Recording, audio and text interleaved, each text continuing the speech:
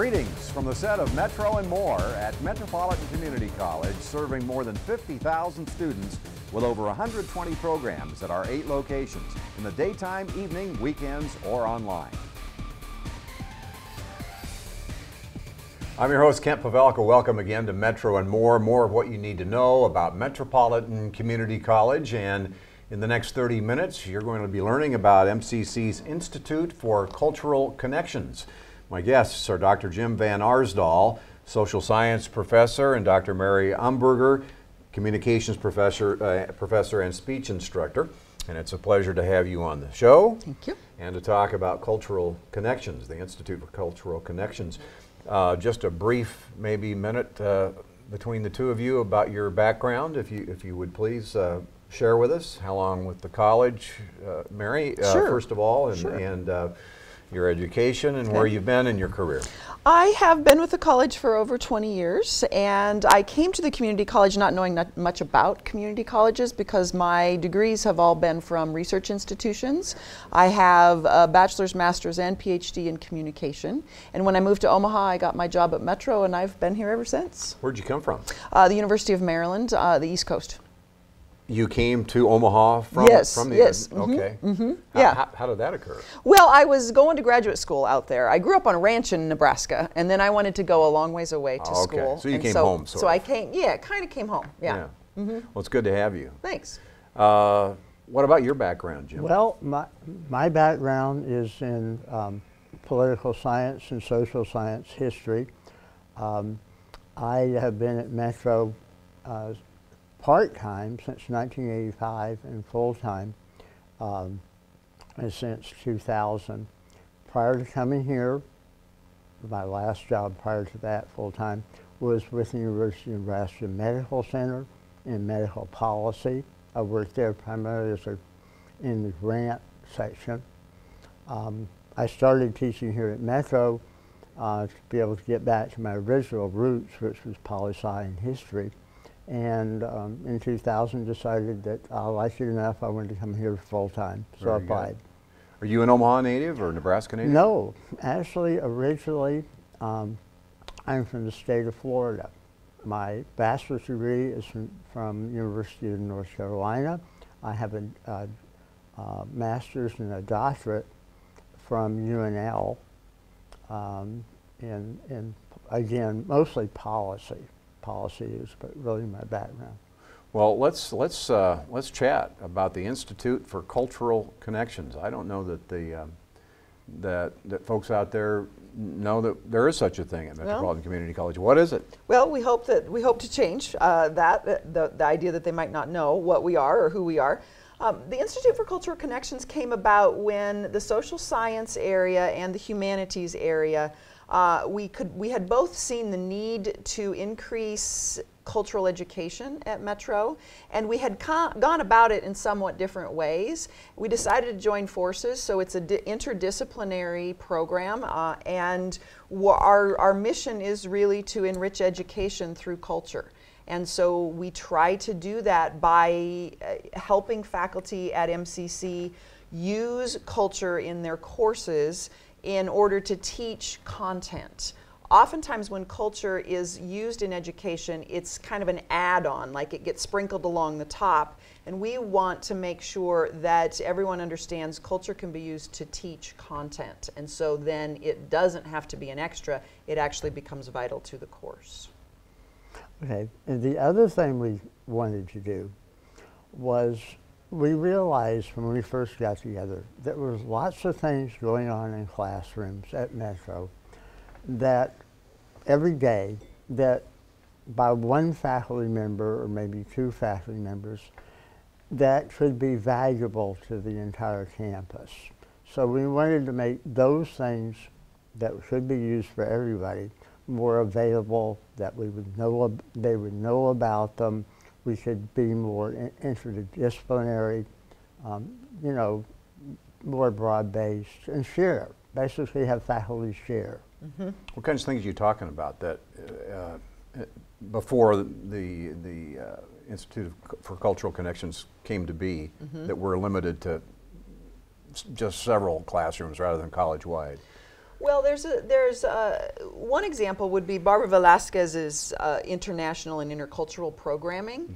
She's been offering great programming for years, and we just wanted to help get more people engaged in it, because many times there would be one or maybe two classes that would participate in her programming, and we took it upon ourselves to try to make sure that more faculty knew about it as it was developed in the summer, so that faculty could plan throughout the year to take their classes or to use that programming that was already being created more effectively. So that's one of the connections that we've tried to make in the Institute.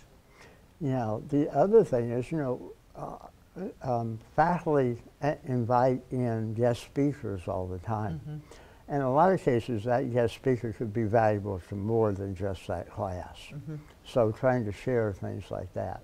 So having those speakers be beyond just one class, Right. one Exactly. classroom, yeah. So what are your specific roles with the Institute for Cultural Connections? Well, we have evolved over the years. We've been around for 4 or 5 years now, I think. And in the beginning, we kind of all did everything. And now we're splitting out. I do a lot of the writing for the group, as well as I am the person who's in charge mostly of Culture Camp, which is a faculty workshop that we hold in the summer for faculty. And I'll let Jim speak to what he does. Okay. Sure. Yeah, sure. We have a web page. I work on the web page primarily, trying to bring that up to date, keep it up to date. The other thing I've been involved with, not just me, but others as well, is we created what we call a cultural calendar that and we post things that are going on in the next 6 months or less, so that faculty can be aware of that. Initially we did an investigation of calendars available at Metro and found out there were probably 35 of them but nobody shared. Again, another thing, sharing of those calendars. Well, and all this is on the MCC website. Yes. mccneb.edu. Let's take a look, because a lot of what I want to ask you about is aided by what's on that web page. And let's start with the cultural calendar. Okay. Let's just dive right into it. It's loaded with all kinds of events. What is the depth and breadth of it? I mean, what are the parameters? I believe we have 9 separate categories that are loaded into the calendar, and they are color-coded so that if you would want to search for, say, specifically a faculty or student or community member wants to search for what's coming up in music, then there is a way on the calendar to isolate just the music events, and then that's what populates the calendar as you look at it. So the calendar is multicolored because of the different categories, and it can be somewhat overwhelming if you have all 9 categories being shown at once, because as you know, Omaha has a rich array of cultural events to participate in. But what we like it because we try and get a wide variety of things that are in the calendar. We also try and focus on things that are free so that students can go without having the added cost of an entrance fee of some sort. There's lots of other things on the calendar that are not free, but we try to make sure there's always some free things to do that are listed there on the calendar. You got a peek at it right there a moment ago. So how do you put it together?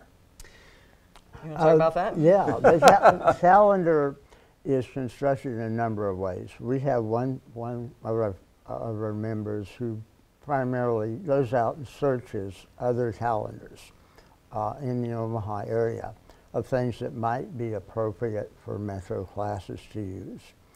That's one way it's populated.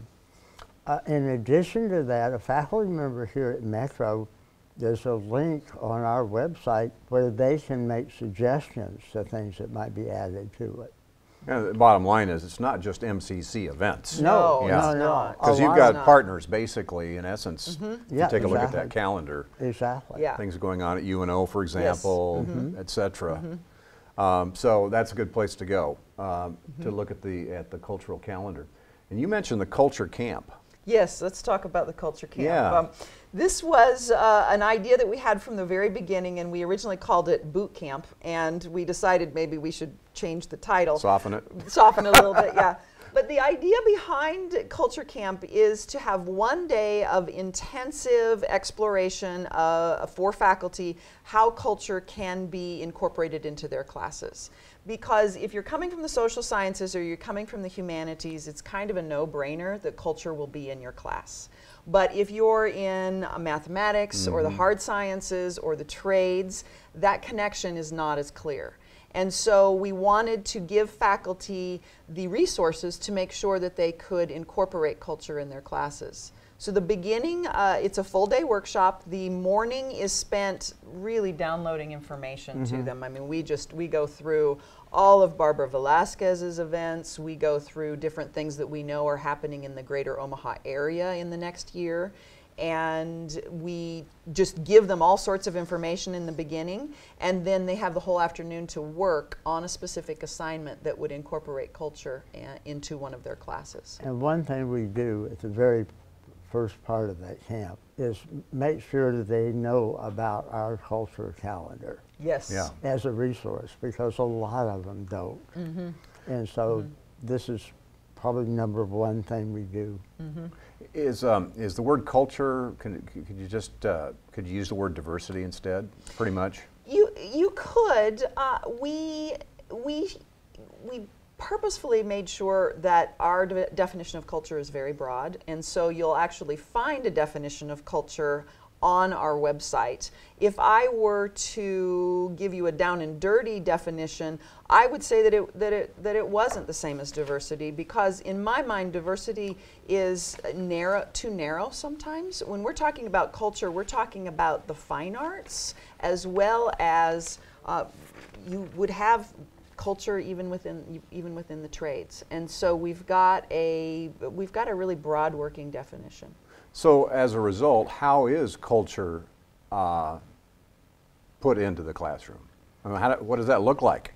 I'll tell you a couple of examples from Culture Camp, or at least one. Okay. I'm going to take it from an area that you might not think that culture could be incorporated. We have a dental hygienist program, and we had a faculty member from dental hygiene attend, and she has a common assignment where people who are in that program need to go out into area schools, OPS schools, at about the 5th grade level and teach dental hygiene. That's part of their curriculum for them to earn credit at Metro, is that they go out and do that. And what the faculty member told us, which makes sense, most of the dental hygienist students were going to schools they already knew, schools that they were comfortable with, maybe schools that their kids went to. And so she came to Culture Camp and said, I want them to go to schools that they don't know about, to schools that have a population that are not necessarily the same. And that's where the diversity comes in. Exactly, exactly. So we hooked this faculty member up with data from OPS that showed the different diversity in the area elementary schools, and the students went out to a school that they would have never chosen otherwise, performed their teaching for the students, and then wrote a reflective paper on what they learned working with that student population as opposed to maybe a student population that they would have chosen otherwise. We're talking about the Institute for Cultural Connections at Metropolitan Community College. Let's jump into some special projects, because I want to make sure we get as many of these in as we can as examples of what we're talking about. The one called Mothers, Merchants, and Mambos. Okay. A Haitian art exhibit, right? Yeah. Several years ago, Metro had an exhibit of Haitian art at the Elkhorn Valley campus, and that's not where it stopped. What we did is we used that art, we used the artists to talk to several of our world civilization classes, brought them in for that. We also had an authority from UNO who came, who actually was born in Haiti, came in and talked to the same class in conjunction with the artist and tried to put all of their ideas together in that classroom. both as background information historically on Haiti, as part of an art class, all combined. And that was open to the public. Tricia Holland's involved in that. Yes, Yes, Tricia Holland's Tricia, a very visual definitely. art instructor. The cool thing about Mothers, Merchants, and Mambos, aside from the title, I loved the title. Yeah. Tricia came up with that. The really interesting thing about it was it served as a model. So we've done similar things since then. So when there's an art exhibit out at the Elkhorn Valley Campus Gallery, we will just build curriculum around it. We'll have the artist come and speak to a variety of classes. We just try to make sure that the curriculum is attached to what's going on in that gallery, so Yeah. that the gallery becomes an educational space as well as an art space. Yeah, it comes under the heading of duh. Why not? Exactly, You know? exactly. Yeah, Yep. a great idea. The Buffalo Robe Project. Steve Tamayo, Okay. who's been on the show a lot of times, Yes. is involved in that. Yes, the Buffalo Robe Project is one of my favorite stories. The robe itself was brain tanned by Steve Tamayo, and it was gifted to the college president, Randy Schmazel, because we at the Fort Omaha campus have hosted the Intertribal Powwow for now 20 years. But the robe itself, we weren't really doing anything with it. And so the idea was born, I think probably Steve was the one who came up with the idea, to take the buffalo hide and create a winter count on the back of it. And winter count is a record keeping function from the Plains tribes. And so not only does it have a winter count on the back of it, but that we were able to use Metro students to research what the icons should be. And I keep doing this because a winter count does not go from left to right. It is created in a Circle, yeah. spiral. And so the students researched what would be an icon that would fit for 150 years of history in Omaha. And then they painted those on the brain tanned hide using all natural pigments. And it now hangs over in the Mule Barn as an artifact, a piece of art, as well as working history. Let's talk about the South Omaha Mural Project. We got a whole show on that, so I'm Yeah. intimately Okay, involved. yeah, sure. This was a project that actually one of our team members was very active in it. Susan Trinkle, yes. Susan Trinkle. It was something that we really tried to help her class out on doing that. We went to the tours, we sat in her classes. We offered to give any support we possibly could. And as you know, that mural displays a history of South Omaha on the wall in the back of our connector building. It was totally done by Metro students as a result of a Metro class.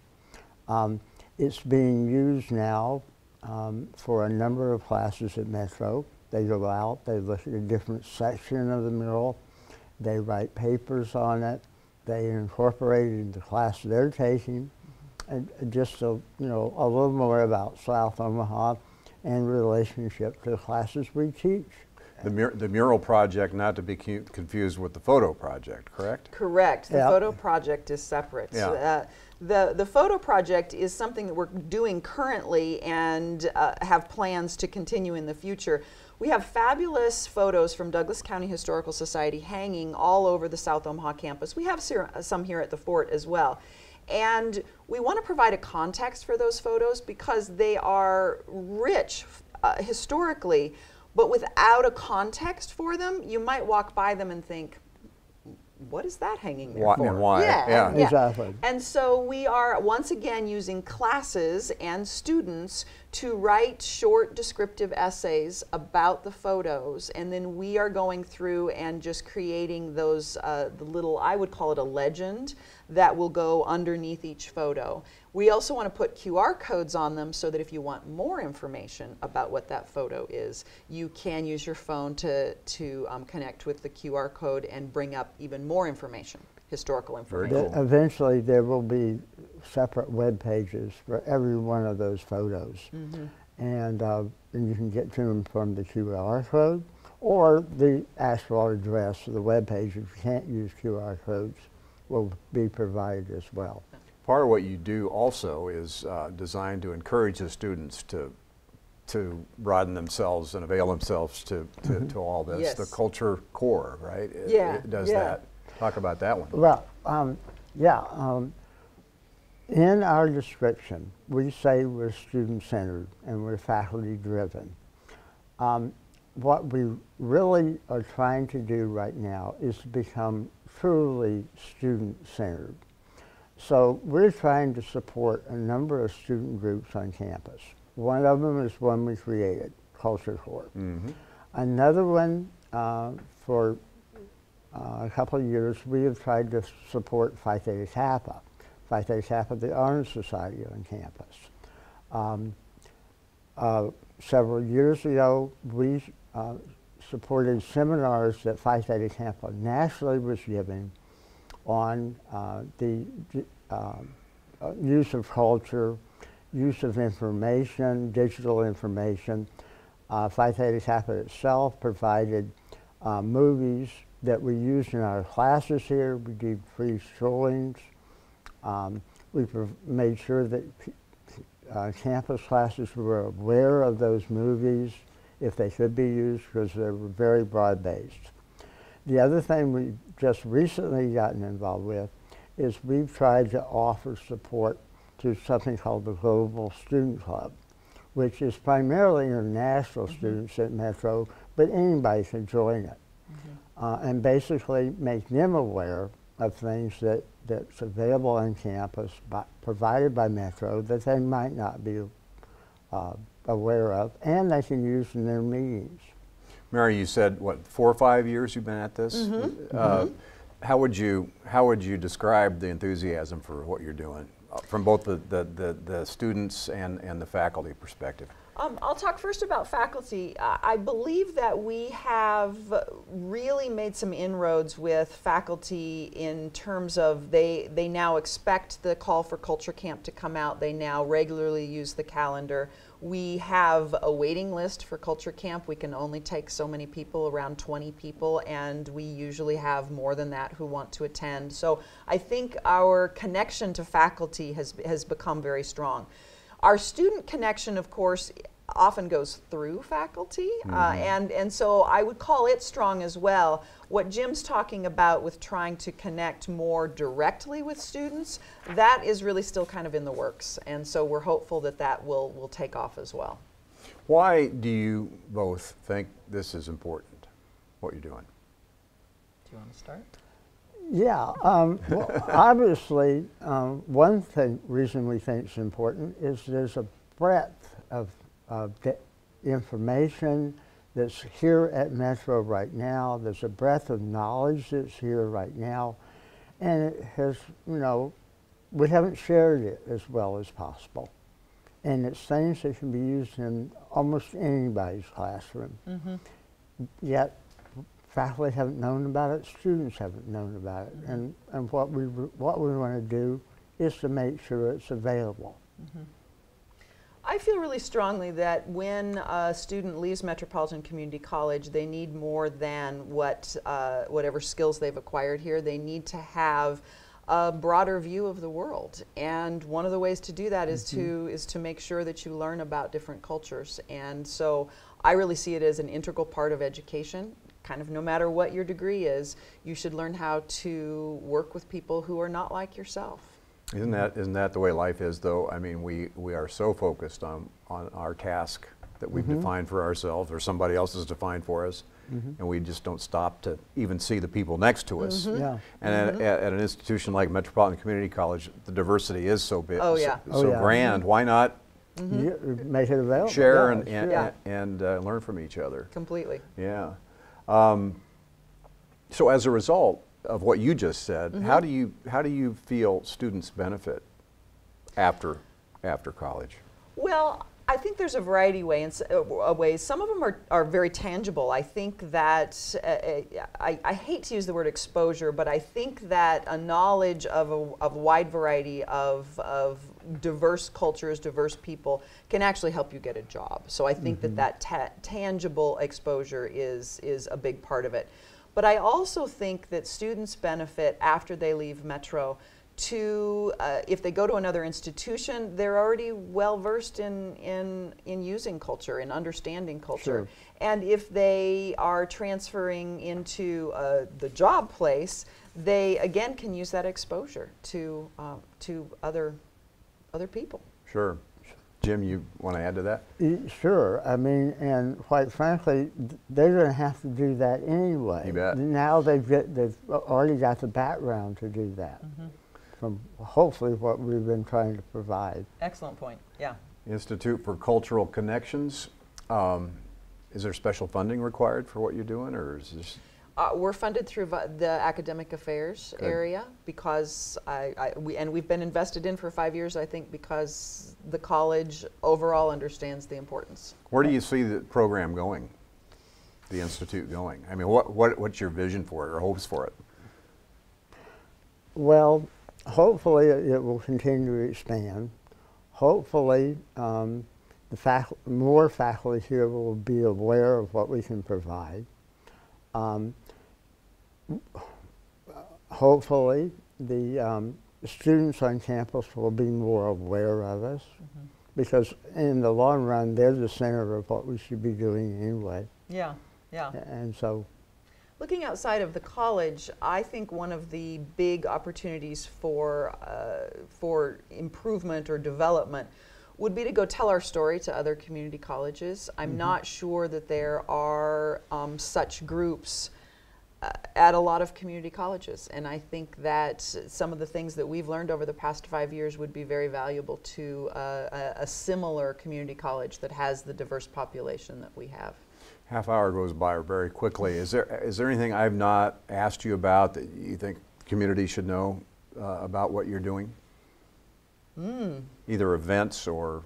I guess the one thing that I would say is to check out the cultural calendar.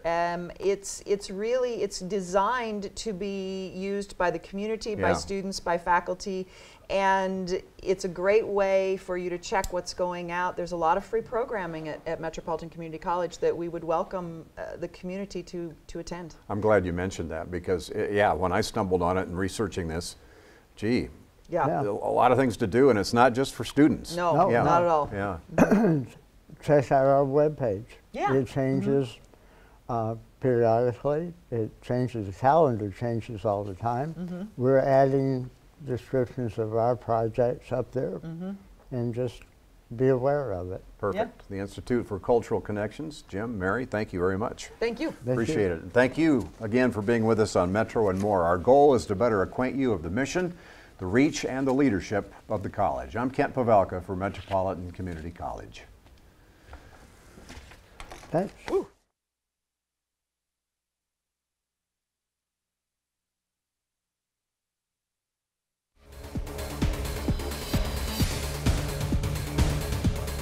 If you have comments or questions about the program, please email us at metrovision@mccneb.edu.